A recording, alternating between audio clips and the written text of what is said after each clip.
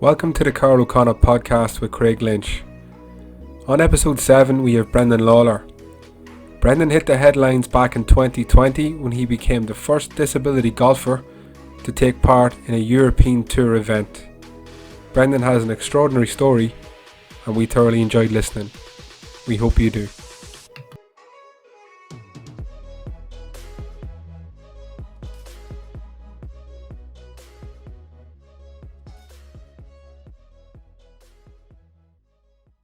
Welcome to episode 7 of the Carl O'Connor podcast with Craig Lynch.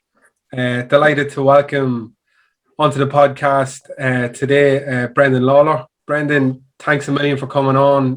Really appreciate it again. How's things with you? How have you been during all this madness? It's been pretty tough. I think most importantly, it's hard to get a routine going. Like, you'd be waking up in the morning, you're like, I'm focusing on golf nearly every day, but it's just where do I go, what to do, and it is hard to motivate yourself when there's nothing to play for at the minute as well. But as I said, you need to keep sharp enough.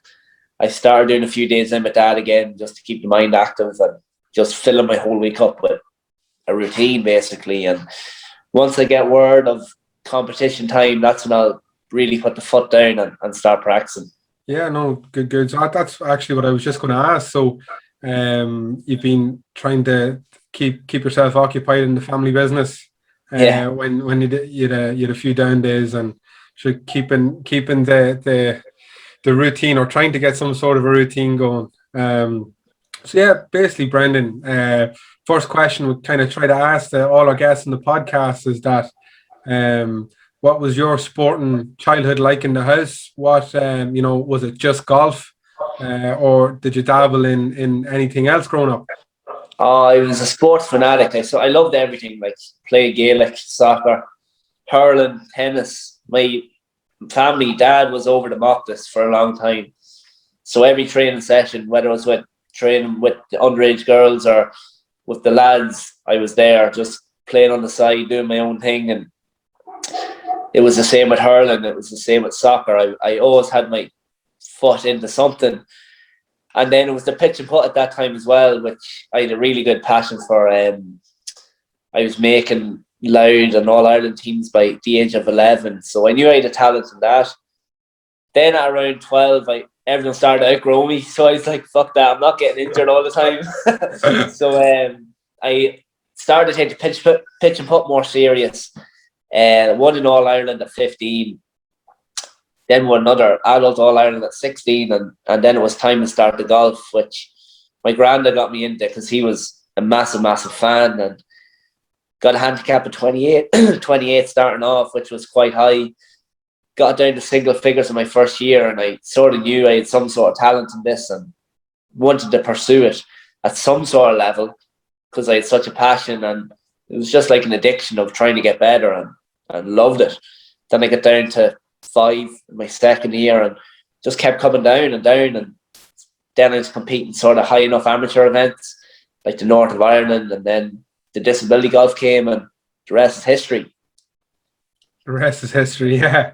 So we'll for anyone who might be listening, Brendan, who doesn't know who Brendan Lawlor is, you mentioned there briefly that at the age of 12 everyone started to outgrow you, and it might have made things difficult. You mentioned you didn't want to get injured. So again, you have a syndrome called Ellis Van Creveld, is it? Or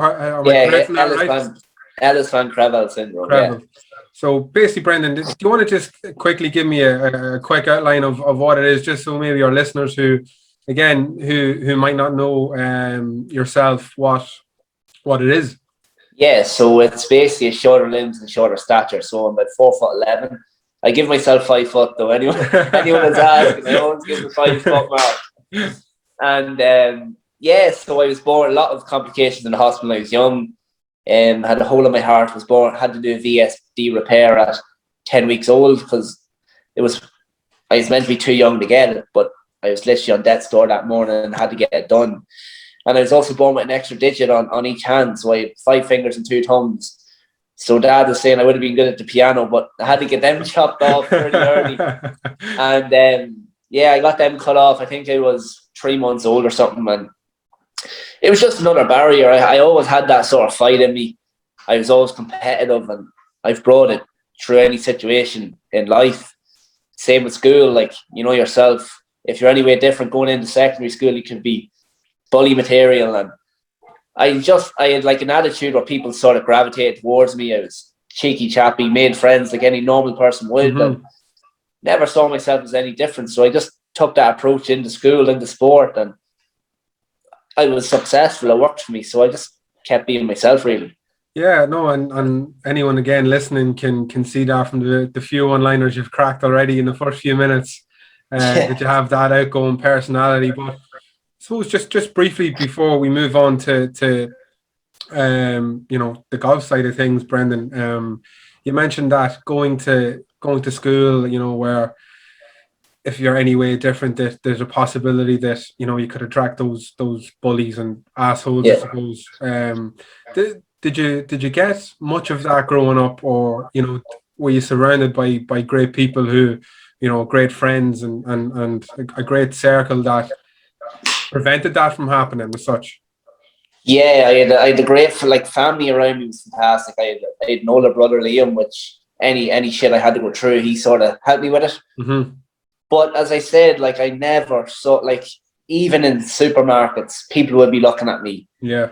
It was a constant flow of people looking at me. I thought I looked good, and they were looking at me for different reasons.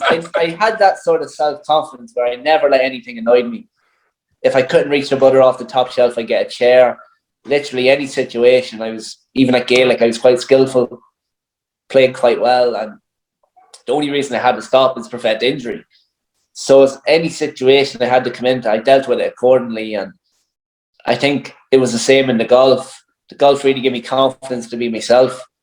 Going into school, I made friends quite quickly. So that meant I came up with the same friends group the whole 6 years, and it made it quite easy. So I just had that approach to life of not letting the little stuff get me down, and just get on with things. And the good thing was my mum and dad didn't really focus on grades or anything like that. They focused on more so me being happy, comfortable in my own skin. And I think that's important too for parents, to have a happy child and an overachiever, and they're not happy, if you know what I mean. So they were really good for sort of my growth as a young fella, and just let me be me, and didn't care about grades, which was important.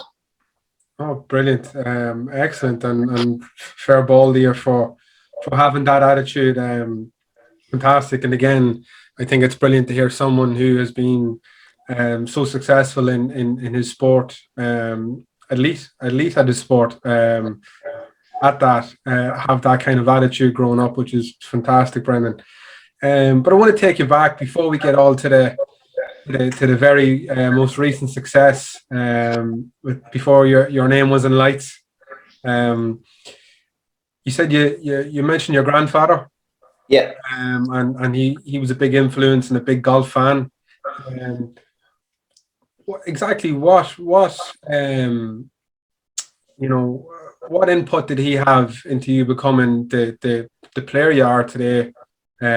Firstly, and was it him that gave you the love of the game? Yeah, big time. He had the clubs cut from a very young age. He would have had my pitch and putt clubs all set up for the right spec, the right size, and it was never a chore to go and practice either. I think it was just such a love and such a passion. I would have went to his garden for hours, and he had a wee par 3 in his garden set up. So would have went to the driving range in the morning with him, hit 100 balls, and then just spend hours chipping around the greens, and it was just fun. It wasn't, I need to pass hours. It was, I don't want to leave. I want to keep going.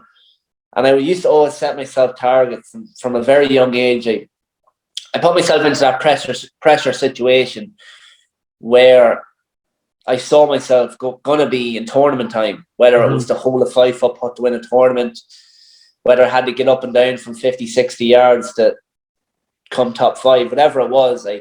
I trained like I was in a tournament from a very young age. And I think that's why I'm quite competitive, and and win when I'm sort of in that pressure situation and deal with it quite well. So a lot of people just train to train, but I feel I train like I'm in competition, which you're comfortable when you get there. Yeah. And was he also not just obviously your grandfather and someone who loved golf and someone who cut your clubs and made sure that they were the right spec, etc. for you during those hours in the garden and at the driving range? Was he also a bit of a coach, or did he just kind of let you do your own thing? He tried to be a coach.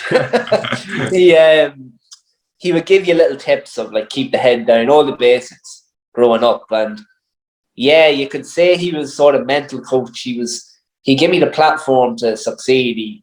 He always gave me the confidence in myself to play well. And there was no negativity with him. If you hit a bad shot, he would have saw the good in it.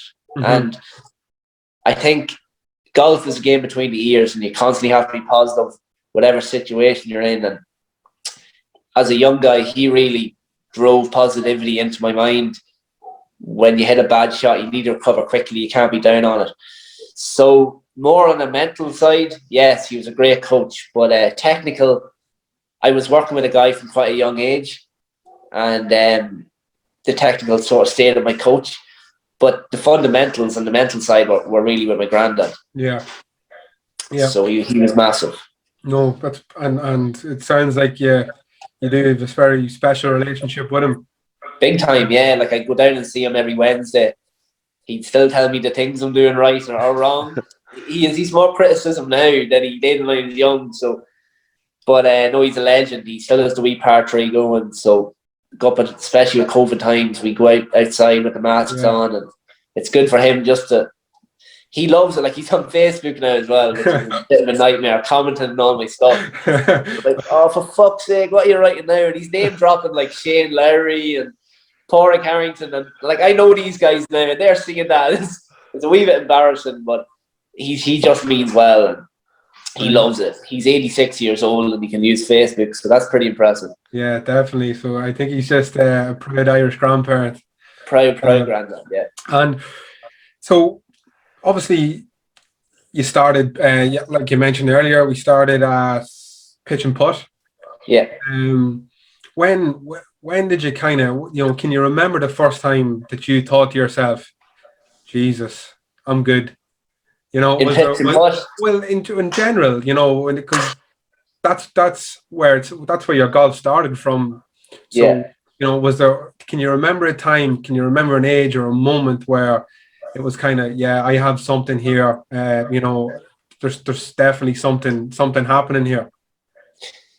Like I always knew I had a talent, like in pitch and putt, definitely, because you were smaller than everyone else, but you're beating them by quite a lot. And that was like beating 16-year-olds at the age of 11. So I knew there was some sort of talent there. But when I got onto the golf course for the first time, I was 16. Never thought I'd be strong enough to play golf. I was quite light. I was like 6 stone something, 5 foot tall, and never thought I'd have the distance to hit it 250, 260. But at 16, I was filling out, started to go to the gym. All my peers were starting to play, and I was like, maybe it's time to just get into golf. So I got a handicap of 28, and I got cut 8 shots in my first event. So I said to myself, right, I think I can play this game. Yeah. So I think I have some sort of talent here. And then, as I said, I was a member in RD for a long time. Got onto the panels quite quickly within the first year. But it was always a passion. I never thought I was going to go places in golf. I knew I was good, but I was no Rory McIlroy. I was no Shane Lowry. But when I get into the disability golf game, I knew there was a niche there where I could change people's lives and what I do, whether it's through inclusion, sustainability, whatever it is. So I saw sort of a wee road I could go down and went down it, and it's really paying off, and it's fantastic. And so that was, you said you at 16, Brendan, that's when you started to play golf. Again, you found that there was something there, dropping shots after every tournament, etc., making on representative teams. Where did disability golf come from? Where did It was, where did you get the idea, or to maybe give it a shot? Did you feel that you wanted to excel to your very best in where you are now in the professional game, or would someone headhunt you? How did that happen? it was quite strange. My auntie was searching the web, and she's constantly looking at different things, and because I was playing North of Ireland events, people started to know me competing quite at a high level in amateur. I never thought I was any different. I was competing against +3, +4 golfers and holding my own. So my auntie found disability golf when it was probably end of 2017, and asked my mum would I join it. And mum she was a bit weird in telling me, she's like, we never saw Brendan as any different. I don't know how he's going to react to this. Will he be insulted? But when I heard, I thought it was a great road to go down. Thought it was quite inspirational. Never done anything like that, and I was open to change. So went down the road, played my first event in November 2018, which didn't go well. I went in as a cocky Irish lad, thinking I was going to walk the field, and I came fourth. Lost by, I think it was 3 shots. Fourth wasn't a bad tournament, but I really got complacent with the talent. Like, there was guys with one leg hitting it 300 yards, people with cerebral palsy shooting level par, like unheard of stuff, and especially things I never saw. So it was probably the biggest learning curve I got in event I've ever played in, because I knew what I had to do in the next one to win events. I knew who I had to beat. I knew who the best were, because this was a grand final, so the best are at it. So that really gave me the drive, and I saw I could reach quite a high level in disability golf. And what I learned from that event was huge, because I went on to win the next 3. I won Portugal, the Czech Republic, and France within like 2 months, and I jumped to number 2 in the world. So it was quite a quick progression, and it was still a passion, and it was costing actually a lot of money because it's all self-funded. Yeah. You're going to these events on your own pocket. Your dad was coming with me because he was caddying. So financially, it cost a lot in the first year and a half, 2 years, but so beneficial. Like, the amount of things I brought now. Mm-hmm. But not many people are in the position to fork out 3-4 grand, however much it was, to go to 6 events in the calendar. So I count myself very lucky. Dad was in a position to support me, and it really stood. And then Modest came, and it was just great. Yeah, and again, the way you explained when you went on to that first tournament, you finished 4th, and you explained about some of the guys there and some of their talents considering their disability. Were you really shocked when you seen the standard? Yeah, 100%. Shocked isn't the word, because if you think you can beat +2, +3 handicappers in your own country, it's very stereotypical thinking that you're not going to be, or you're going to be a disability golfer, because you're not knowing the talent to have. But they're the best in the world, and if someone's at the best in the world at something, they're pretty fucking good. Like, yeah. And we're doing showcases now in France, Dubai, Scotland, and showcasing the talent these guys have, and it's finally getting the recognition it deserves, and the sponsorships are coming in, and it's starting to be a world-known sport, and hopefully the Paralympics is next. And I suppose just on that, is that, I'll jump on that answer there, Brendan, and is that something that you would be definitely interested in, representing Ireland in the Paralympics? Yeah, like I have constant goals. Like, the amount of things that happened in the last 2 years that I never thought would happen have happened. Like, we're hopefully going to be competing this year on a world tour for a wee bit of prize money, which was unheard of before. And after the showing in the Belfry on the European tour, Paralympic, like the official Paralympic Twitter, DM me and was like, fantastic stuff you're doing, Brendan, keep it up. So hopefully that was the push we needed for them to realise that we could have a really competitive Paralympics. And Yeah, it's not looking like 2028 now, but to get in the Paralympics would be a huge, huge achievement. And is that something even going forward as a, if say that someone comes up who is, you might think maybe is, look, this guy's a better golfer than me, or if it doesn't come around in your career as such, Yeah. is it something that you'd still love to advocate for, is to get, golf at the Paralympics?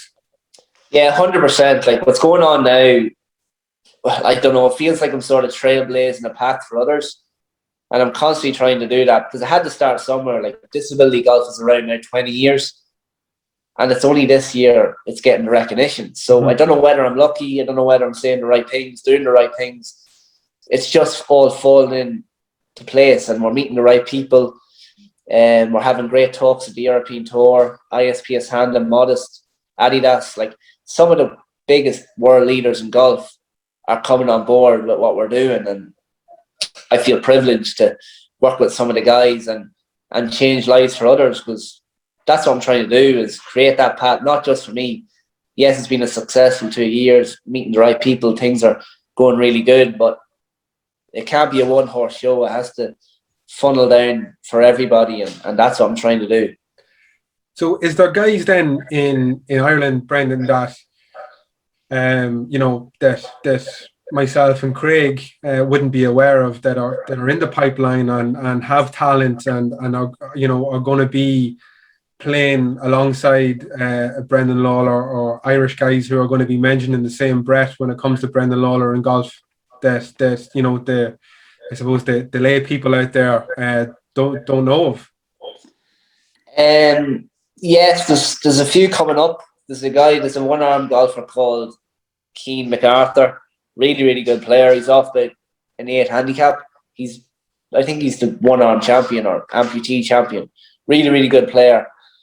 And there's a wee guy called Connell. He's the same condition as me. He's from Galway. He's only about 12. So he got in touch with me the last few months, and we've been sorting him out with a wee bit of tailor-made stuff, and he loves it too. So that's the sort of reaction we're getting, and the importance of helping others out, whether it's through sponsorships, through just little things like putters, trying to get them into the game, to get them out practicing, enjoy it a wee bit more. Because when I was young, all I wanted to do was enjoy it.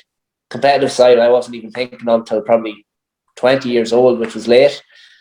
But you can climb the ranks pretty quick, and if you do the right things, play the right game, you will do well. And that's what I love about disability golf. There's so many different aspects to it. You have your Gross, your Stapleford, your wheelchair categories. There's so many different areas where you can grow, and that's what I love about it.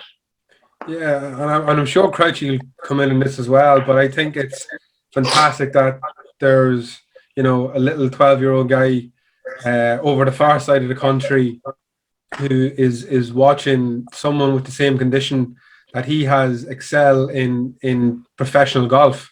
And it's brilliant that he's reaching out to yourself, and you're communicating back to him and going out of your way to try and make things happen from, in regards to the tailor-made clubs, etc. And I think that's fantastic. I really do. And I think if maybe more people who had a voice, and more people who had or who have an opportunity to help somebody else done that, I think the world would be a better place.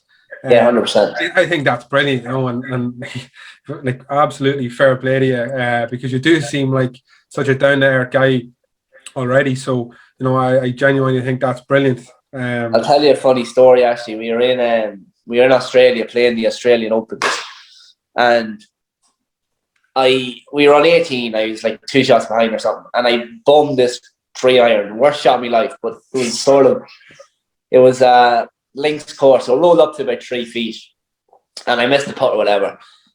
And Lee Westwood was there, Keegan Bradley, some of the biggest sporting heroes you'll ever see. And these kids come over to me. I was coming off, and said, "Give me a ball, give me a hat." So they absolutely stripped me of everything. I had my tops and everything, and I just couldn't get over. Maybe they thought that they were seeing someone around their size or doing things that can be done, which was unnatural. And that was the message we were trying to put out too. And It was pretty cool actually to give a few autographs as well. That was the first time you ever done it, but that was a cool story. Were you awkward doing the autograph? Or were you like, yeah. oh Jesus, please don't look at me doing this? Like, I was signing this thing and my signature was different every time. They're not going to have a clue that is. It was desperate. But they took my Adidas gear off me and everything. And this was things like I was only getting into the game and Adidas were throwing me a few tops here and there and I was giving them away. So I was like, for fuck's sake, these are going to kill me. I'm going to be getting on to them on Monday. They're like, yeah, what you doing all your tops? I said, we're in Australia somewhere. I don't know. Oh, deadly. I have to say, Brandon, though, it's your story there is listen to every word, hanging on every word, as they say. To the reason why I was hanging on every word, it's somewhat is after lighting a light bulb over my head that, like, there's a member of my family now that kind of a similar-ish story to you, where the mad sports fanatic gets to a stage where the body basically isn't able to compete with everyone else that's growing around them. Yeah. A family member of mine would have cerebral palsy. Yeah. And it's probably the last while that we would have. He's kind of dropped out of sport as such, Okay. you know, and my mother and that would be thinking, look, we have to get him into some sport because he does love sport, like, you know, and at the minute all he's doing is college work and working. What age is he currently? He is, you have me under a bit of pressure now, 21, I think. Cool. I think he's 21 now. Put him in touch with me anytime and we'll get him out. Honestly. Well, he was sitting watching the golf with us the other day, you know what I mean? Like, he'd watch any sport, like you, as you were saying, like, I'd watch any sport and get involved in any sport, you know? But we actually ended up getting him golf clubs for Christmas. Nice one. You know, trying to inspire him, because all my family would play golf. Uncles, the whole lot, even neighbours would all play. But even, like, it is fantastic. You are drawing great light to the game itself. And I'm just, even listening to it, I was going, that's probably the same path my brother's on, and I didn't realise it. Do you know, like, I just see him as my brother, and I wouldn't think anything of it. But when you're talking, I'm going, well, he does have cerebral palsy, and he's just not comfortable playing sport now with adults, you know. And this could be something now that I'm going, this could be a road, and he's young, hey, and we're crying out for young players. And as you know, with the football, the young people are the most enthusiastic about getting better. Yeah. Well, in saying that now, during the lockdown, I'll have to give you a good story with him. During the lockdown, we were out in the back garden, and I don't know whether you've seen the video going around TikTok recently where the young lads out playing golf in the back garden. Puts it through the window. And he puts it through the house window. Yeah. Well, you'd have kind of, I suppose it's similar enough. I hung a bed sheet from the clothesline out the back garden. Now, it wasn't facing the house, it was widthways across the garden. And I hung a big, massive bed sheet down, and it was a bit windy, so I decided I put one of the red bricks down to hold the sheet from. Oh no! Yeah. So I was trying to get him into the golf. Say, come on, I'll show you a few things to try and catch you hitting the ball, you know. And he did he bone the shot. Hit the fucking brick. Split the red brick. The red brick completely snapped, and a shot, I'd say, no exaggeration, about 3 foot over my head. Oh, it would have kept me stone dead. Sure, he was standing 5-10 yards behind him. I didn't think it was going to do anything, like, you know. Shot over my head. Ridiculous. But I suppose, going on the point I wanted to ask you at the start, but I wanted Carl to get the conversation going a wee bit. But practicing in lockdown. Yeah. How are you even going about it? Yeah, so I got a TrackMan about, I think it was 7 months ago. Just when things were sort of going to shit really with COVID, and I needed something to keep up the practice. So I was set up in the house, which I work on probably 4 or 5 hours a day, just hitting balls and trying different shots. But you can't get too addicted to the ball flight really on the screen, because it's just a line, and it's not accurate either. So basically, when I go on the TrackMan, I'm working on the same numbers. I'm bringing it to Carton House, watching the ball fly in the air just to see am I hitting the right things. And then we have putting greens and all in Carton House. So I'm doing as much as I can in a bad situation. So hopefully golf courses will open down in the next 2 weeks and we can start from scratch. Yeah, and this tracker you're using, is it indoor or do you have it outdoor at home? So it's used for both. You can use it for indoor and outdoor. So it's the TrackMan 3E, and you can play golf courses and all inside on it. So it's pretty cool. Jeez, that sounds unbelievable. It's class.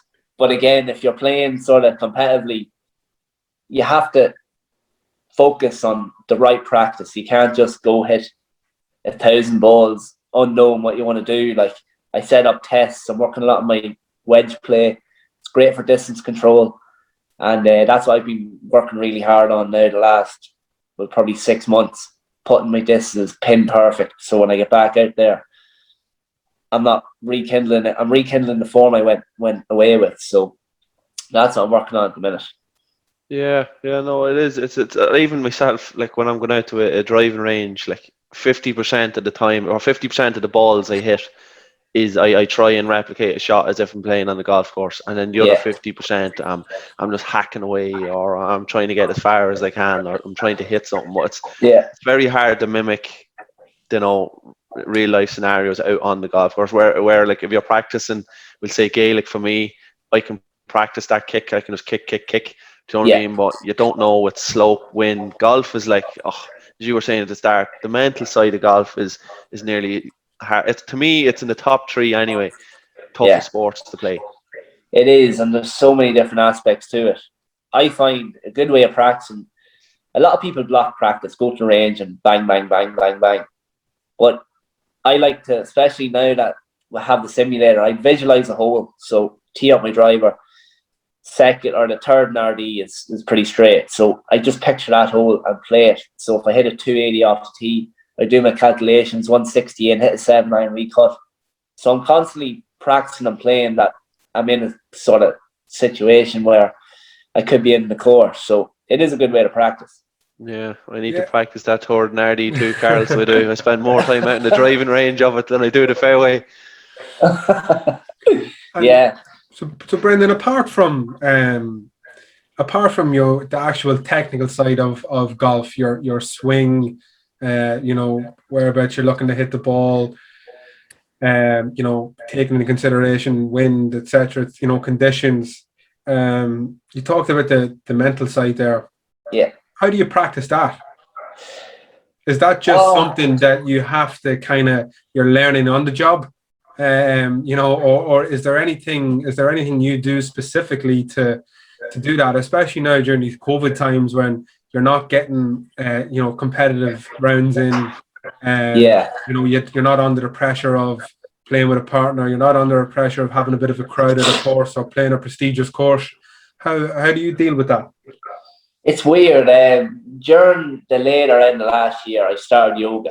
As weird as that sounds, sort of trying to find an inner self that when you're put in a bad situation, you can control as best as possible. Because you know yourself, if you fuck up a hole in the golf course, you can just lose the head and your whole round's gone. And that would have been my downfall a few years ago. I would have lost the head pretty quick.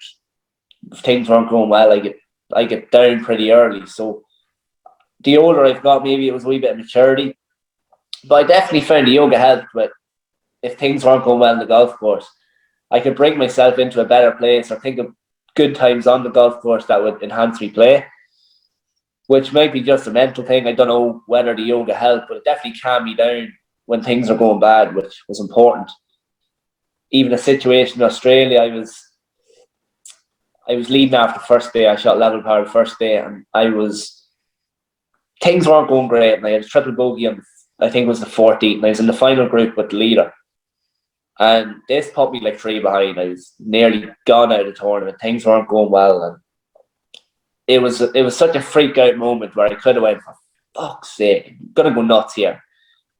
But I clicked into a different sort of mentality, and I brought myself back to the yoga days. Calm down, it's not over. And I had that belief in myself where I could win, but I didn't win. I lost my shot in the end. I came second, but I could have came 6th or 7th and been way out of competition. But what I learned from that is if you're in that situation more than once, you can come back and win it. There's no point getting down the dumps and throwing away a score where you don't need to. And every round of golf you play, you're learning. And it's the same. I don't know if it's the same with football. You're constantly learning different things, and you have to. If you lose, you learn, as McGregor would say. But I know I always learn if things aren't going good. Oh, interesting. I was just interested in that because, again, look, you have your caddy out with you, but you watch golf on the TV, you watch your Tiger Woods, your Rory McIlroy, Shane Lowry. It's it's an individual sport, Yeah, and again, you're playing Gaelic football, you're playing soccer, you're having a bad game. Gaelic, you have 14 other men that can dig you out of a hole, and soccer, you have 10 yeah. other lads that can dig you out. So I was just interested in seeing how you do practice that mental side, and is there Mm. anything you do? And it's quite interesting that you tried yoga, and it's obviously, like you said, it works for you, or it has Yeah. been working, and it's something I'm sure you're always working on, that mental side of the game. Have you So heard, Brendan? Sorry, Carl. Have you heard of any of the pros doing anything? I suppose outrageous. Do you know what I mean? That you wouldn't, like the likes of myself wouldn't think of. Like, Yeah, I never heard, but I'm sure Bryson does some freaky yeah, shit. yeah. He's a nut. I like him. I have a lot of time for him. And He is. would he be your favorite golfer to watch? Woods would be the favourite. Yeah. But I admire what Bryson done. Like, a lot of people are giving out to him or giving out about him. But the way I look at sport is whoever works the hardest will win. And whoever puts the most time into their game. Like, you saw Tiger Woods, he turned golf into an athlete sport. He was in the gym, getting big, made it physical. John Daly was drinking pints and smoking cigars. So Tiger was there. He made it into a money sport, really. And I think Bryson's just going on the next level, taking advantage of courses where he can and hitting a driver 350 yards. It might be into rough, but he's close enough to the green to get up and down. And it's just a whole different approach. And then McIlroy was talking about it. He was trying to get longer. So was Ricky Fowler, Dustin Johnson. They're all trying to adapt into what he's doing. But a lot of people forget his putting stats are still the best. His chipping stats are still the best. It's not just he's hitting it a long way. He's finesse. Like, his putting's unreal. Yeah, for me now, I wouldn't have the greatest knowledge of golf ever now, but I like to watch it. But watching DeChambeau, you're kind of going, the ferocity he swings that golf club at surely isn't sustainable the older he gets. There's something going to go somewhere, and then you're kind of going to go, well, now you're going to have to really rethink your game, But I suppose, as you said, he's still up there in the putting charts and all them things, so maybe not. Maybe he will stay at the top for a long time. Yeah, he's. I think he's a different kettle of fish. Like, it's weird what he does. Yes, he swings a driver ridiculously hard, but it's the only club he swings hard. The other, his irons are nice and smooth.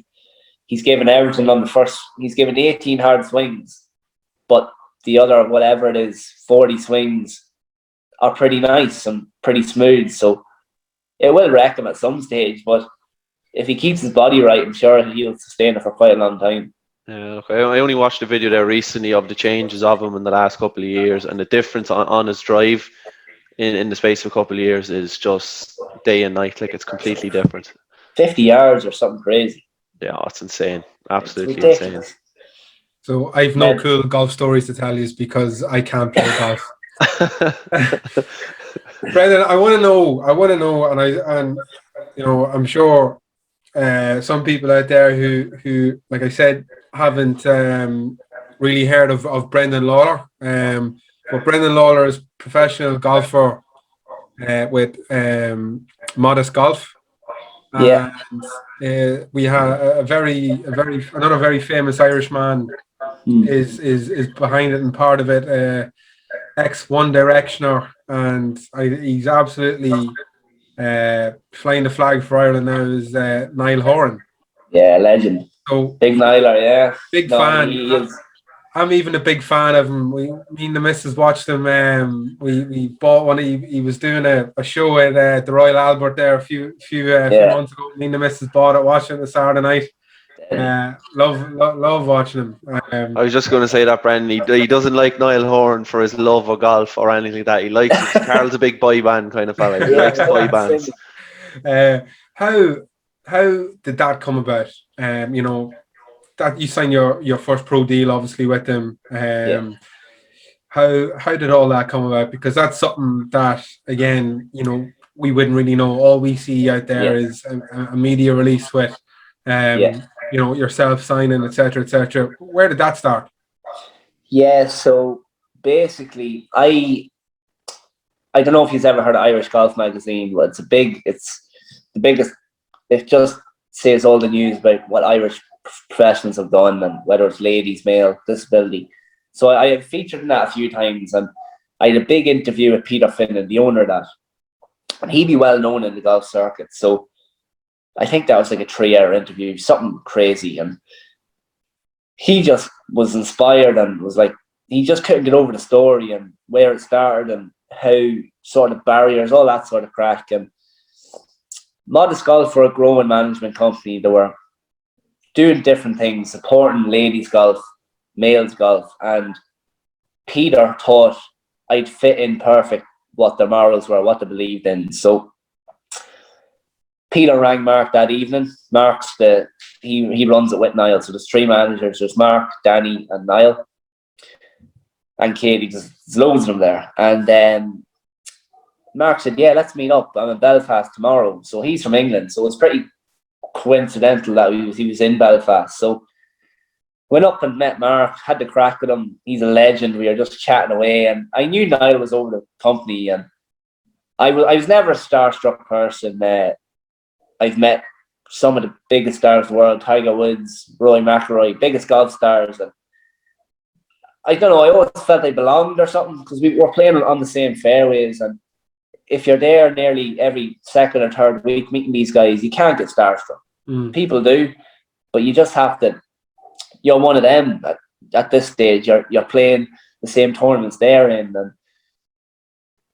Mark basically told me like he could change my life with sponsorship deals, endorsements, and I campaigned such a strong message of inclusion and sport is for everyone that it's such a huge message at the moment. And it's such a marketing thing for like Adidas. They all love to see that they're helping out and supporting something different. So I won the Scottish Open, won a few things were going well. I didn't want to turn pro because I had the fear of maybe they didn't deliver on what they said, but that was never the case. It was an amateur, nothing in amateur was holding me back. I played a few events with local teams and nothing was holding me back as an amateur because there was no money involved. It was pretty tough. So Mark came, we can get you this, that, whatever it was, a year, and I said, fuck it, yeah, we'll go for it. So ISPS Handa is one of my biggest sponsors. They're Pyro sport is what they believe in, and inclusion and blind golf, disability golf, all that sort of stuff. So my first gig was the World Invitational in Galgorm, was a challenge tour event under the Modest brand. So flew over to London, and this was pretty cool. I was waiting for Niall and Mark to come into we were having dinner together that night, and things were ridiculous. And it was the Biltmore in London, which was a top class hotel. And looked over my shoulder, there's David Hay walking past me. I was like, what the fuck? Where am I? Like, so I couldn't get over it. Like, I'm about to sit beside Niall Horan, who's probably bigger than David Hay, but I still couldn't get over that David Hay was in the same building. So I went over and got a picture of him for the crack. And me, Mark, and Niall were just chatting about future things, where we can go. And the next day we had the press conference for the World Invitational. So you had Dr. Handa, which is a philanthropist, I think. So he makes his money but gives it all back to things he really believes in. So he was on the panel. It was me, Dr. Handa, Mike Tyndall, Niall, and Enda Kenny. So Enda Kenny was there. We were having a few pints for him the night before too. So it was mental. Are you sure? Are you sure this is real? Are you sure this is not a dream? No. No, I swear it was like stuff of dreams. I'm telling you. So and this was the night before you played the competition. No, this was the press release. Oh, right. So we went over to London to do the press release, and then like I was sitting there having food and drinks with Niall and the Kenny and the manager Mark. Like I think, where would you get I just can't believe it. I just can't believe it because you're throwing in. I know, but the thing that's throwing me off, Niall Horan's grand, yeah, management, David Hay, that's grand, that's the life, yeah, that's the life you're in there. Yeah. But throwing Enda Kenny in there at the end. Yeah, like, where would you get it? Because Enda Kenny's an ISPS Hand ambassador too. So we 3 Irishmen walk into a bar. Yeah, exactly. But it was a good laugh, and Niall has never treated me any differently, or Mark, since I arrived. Like, it was my birthday last week. He'd give me a ring on my birthday. We'd be in contact quite a bit. So he's more of a friend now instead of a manager, and that was the whole vibe of Modest. It's just like one big family, help each other out when they can. They have Tyrrell Hatton, Leona Maguire, so some of the biggest stars in the game are there, and I'm just delighted to continue the journey. And we have some big things lined up with Adidas now in the next few weeks, and it just feels great to make a living with what I love to do, and hopefully going to keep flying the flag, lads. And how proud, Brendan, were you when, again, that happened very quickly. You done that interview with the golf magazine. Yeah. And then next of all, I'm in Belfast, can you come up and meet me? How quick was the deal signed, or how quick was there an agreement reached, from start to beginning?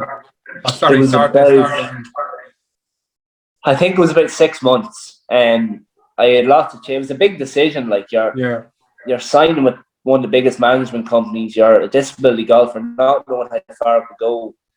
Like, it's so fresh. It hasn't been done before. Then you're thinking, like, where are they going? Who's going to support a disability golfer that plays maybe 5 times a year? But the message is so strong, like bringing people into the game from all walks of life. After the European tour, like, teenage girls with mental health issues were getting on to me from Dublin, and it hit everywhere, like male, female, disability golfers, disability kids. And if 2 days can change that many people's lives, imagine what a world tour could do, supported by Adidas or supported by Rolex, whoever it was, but showing people that might have a slight difference in their life doing the same things as the stars on TV, and it's going to give them an end result as well. So, and something to focus on. No, for sure, and again, it really is a fantastic story, Brendan. And anyone who's listening from anywhere around the country, or we've a few people who listen in the US, Dubai, place like that. Obviously, Irish people. Yeah. I'd say they're Irish anyway. Hopefully. Listening in, like, you come from a small little village, just outside Dundalk, County Louth, and yeah. This is a massive thing. You're the first the first disability golfer to play in a European Tour event. Yeah. You're dining with Niall Horan. You're rubbing shoulders with the best golfers in the world, the best golfers that the world's ever seen. And again, it's fantastic, and me and Crouchy here as two loud men are obviously delighted and proud to see someone representing the county as well as you've done. So just again, that was the whirlwind of signing that pro deal, and then next of all, you're the first disability golfer that came after. So you played the European Tour events after signing the pro deal, Brendan. Yeah, I played the European Tour as a professional, and so that was the first event as a professional. How did that, like? Can you sum that up, or is that like, were you in shock when you heard this was happening? Yeah, that is a funny story. I was in Lahinch with Casey Byrne and Danny Kinlan. We went off on the wee lads weekend, and we were in a bar drinking a big pint of stout, and Mark rings me. He's like, "All right, pal, what's the crack? How does the European Tour start sound to you?" It's like, what?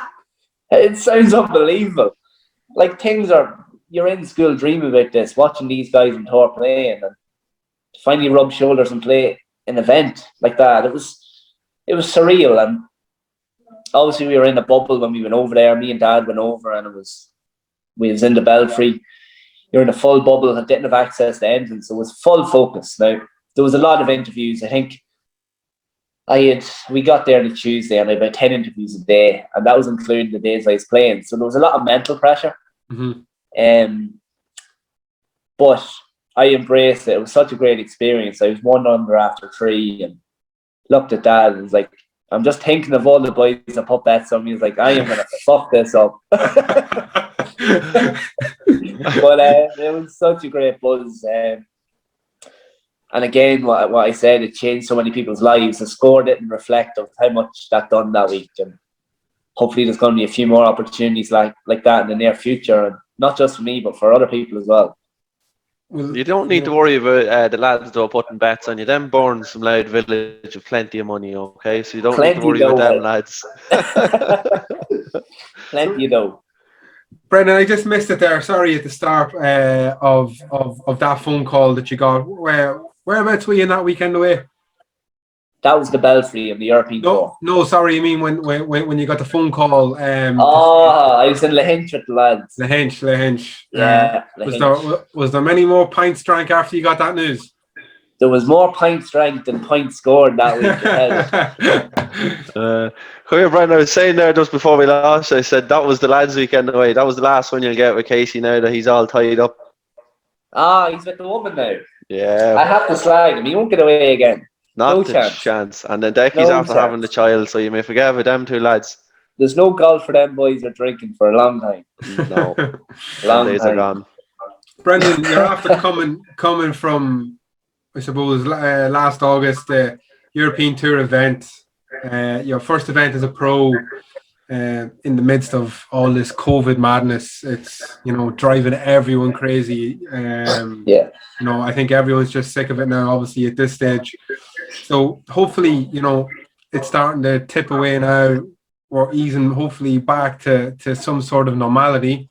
If and when that happens, what's the future hold for Brendan Lawlor in golf? Yeah, as I said, we've a lot of things lined up now with Adidas. Like, it was a tough few years, obviously playing golf on the disability tour with no money, and a lot of people knew I wasn't making money. Like, I was just doing it for the sake of it, and I always had the vision that it would hit big strides. Like, I always knew it would make money at some stage, and there was comments here and there of why is he doing this for no reason, but I saw an end goal.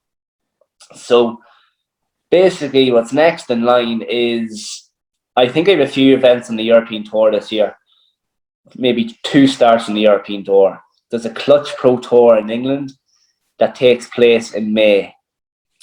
May. So I'm going to get vaccinated now next month, fingers crossed. And I'll do a 2-week stint over there, and then I'll have Galgorm. That's the European Tour event. So hopefully there's fans. If you kick it up, that would be fantastic. Watch a bit of golf in the weekend. I don't know. If you can organise, make sure we get tickets.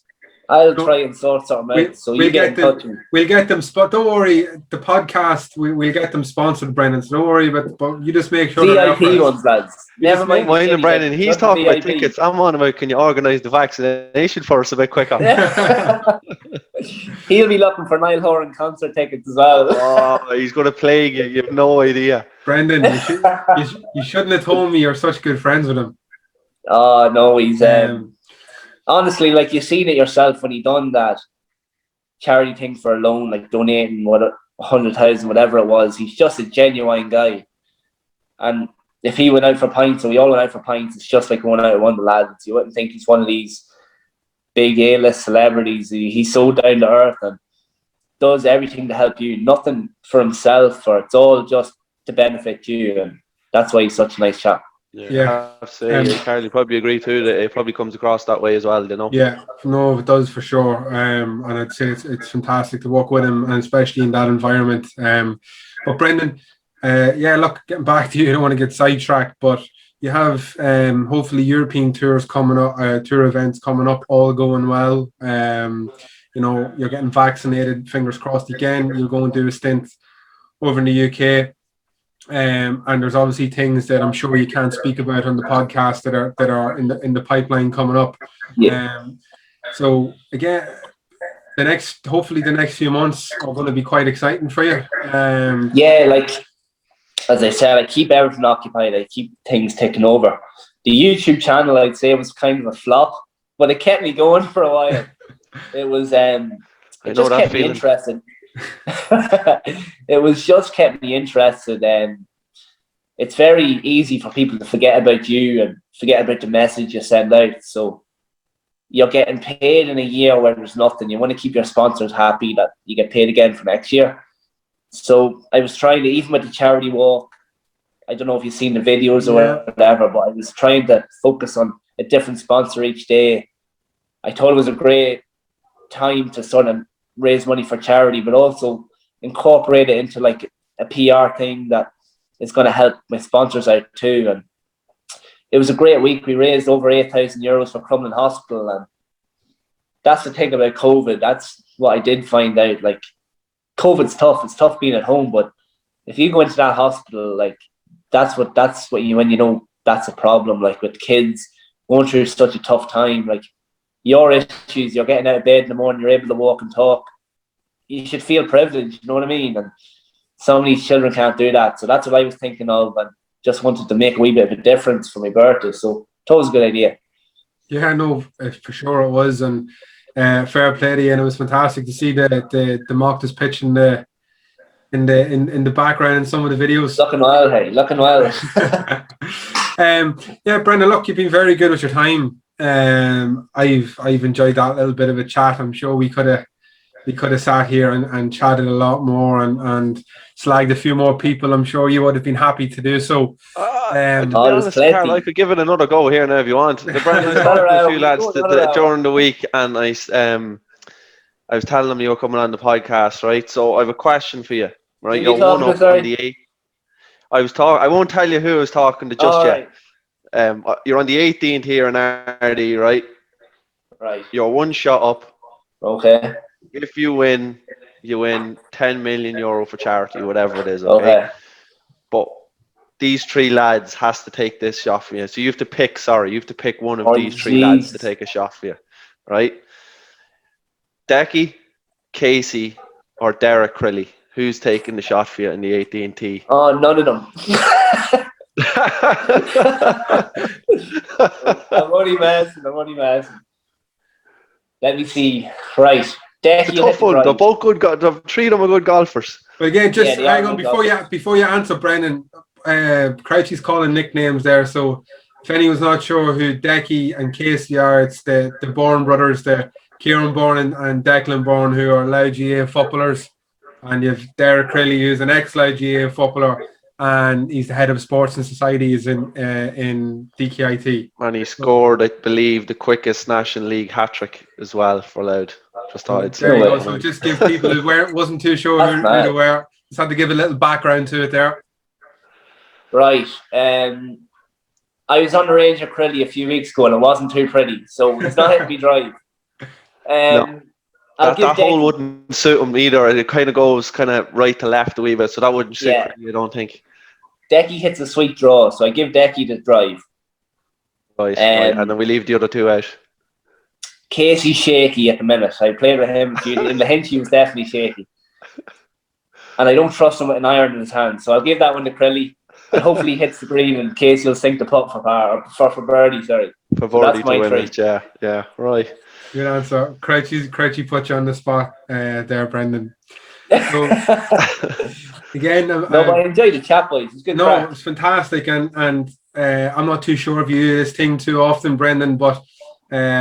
Hopefully, you know, if I think you've a lot of followers on the socials, and you know, people who are interested and are definitely you know, love what you're doing in regards to in regards to the golf, in regards to, you know, what you're advocating for. So you know, you spoke about your manager being down to earth, so I think anyone who listens to this will get to know Brendan Lawlor a small bit more, and again, you've definitely showed how much of a down the air character you are.